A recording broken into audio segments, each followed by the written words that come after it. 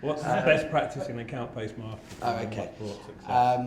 So yes, this is something that I started to talk about earlier.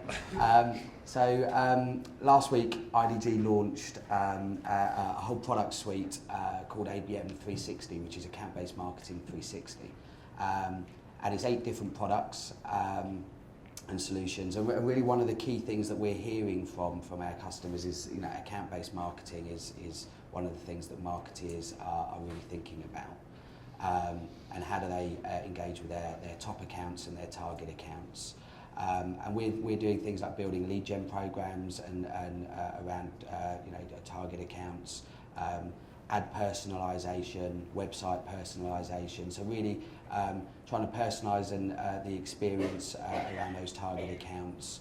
And also building the big data and analytics that come off the back of that. So really starting to enable marketeers to understand what content consumption is going on within those target accounts. What are the buying teams? How do I start to build up a much bigger picture of what's happening around my target accounts? And that's some of the work that IDG are doing in this area. The URL that the marketing URL is abm360.com. So check that out. If you want to give us emedia.co.uk is and ziffdavis.co.uk, of course. Anyway, on you go. This is an area that's really growing for us. A lot of our customers and traditional customers are doing much more account-based targeting. I think there's 3 things that really we look at for them. We don't have many widgets. We are just a big data owner essentially that sends their messages out. And there's 3 things for us. And one of them is, I keep coming back to it, but research is there. There's the importance of the buying team, of course, and there's the way of ascertaining that. Some of those people you can dialogue with through email, some of which we'll actually use telemarketing on to do deep dive research into them. The more of a picture that you build up, the better your exchanges with that customer is going to be moving forward.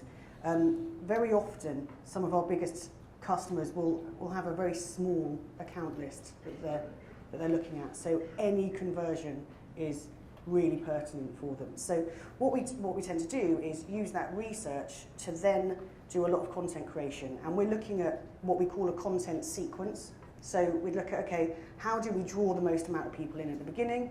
And then how do we move them down the funnel and ascertain who's going to be the most interested and moving more towards the purchase point? And I think you mentioned it earlier, Neil, line of business is becoming a really important part. Having those kind of org charts there. In the tech industry, yes, you'll have tech people, but you'll have finance people and you'll have HR people a lot. And understanding what tech they've already got in place is actually something that's paying dividends for our customers, because your tech is going to have to integrate with other parts of the business, and it's sometimes overlooked at that point.